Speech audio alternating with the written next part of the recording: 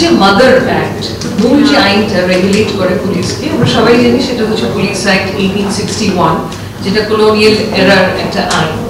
So এই আইনটা যখন করা হয়েছিল, এটার মূল উদ্দেশ্যটা কিন্তু ছিল না যে সার্ভিস ওরিয়েন্টেড অ্যাপ্রোচ।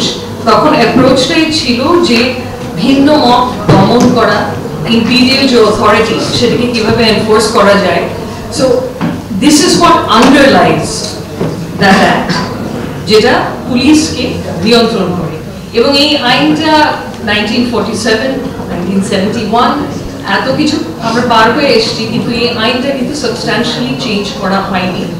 সো আইনি যে অবকাঠামোটা, ইন আদার ওয়ার্ডস, সাবস্ট্যান্সিয়ালি চেঞ্জ করা হয়নি, যার জন্য বেশ কিছু প্রবলেম, যে পরিস্থিতিতে আমরা এখন এসে দাঁড়িয়েছি, এই আইনটা বেশ কিছু দূর রেসপন্সিবল। কিন্তু হ্যাভিং সেড দ্যাট, অনেকেই এখানে বলেছে যে শুধু আইনের দিকে তাকালে হবে না, আইন যা আছে সেটাও যদি প্রপারলি ইমপ্লিমেন্টেশন বা প্রয়োগ করা হতো, সেই ক্ষেত্রে আমরা হয়তো এই পরিস্থিতিতে এসে দাঁড়াতাম না। আই থিঙ্ক আমার একজন সহবক্তাই মেনশন করেছেন যে কন্ট্রোভার্সিয়াল যে সেকশনগুলো আছে, সেকশন 54 অ্যারেস্ট উইদাউট ওয়ারেন্ট বা সেকশন 167 সিআরপিসি, এগুলোর ব্যাপারে কিন্তু গাইডলাইনসও দেওয়া আছে মহামান্য হাইকোর্ট বিভাগের রায়ের মাধ্যমে, যাতে করে এই ক্ষমতাগুলোর অপব্যবহার না করা হয়। কিন্তু সমস্যাটা হচ্ছে যে এই গাইডলাইনসগুলো মানা হয় না।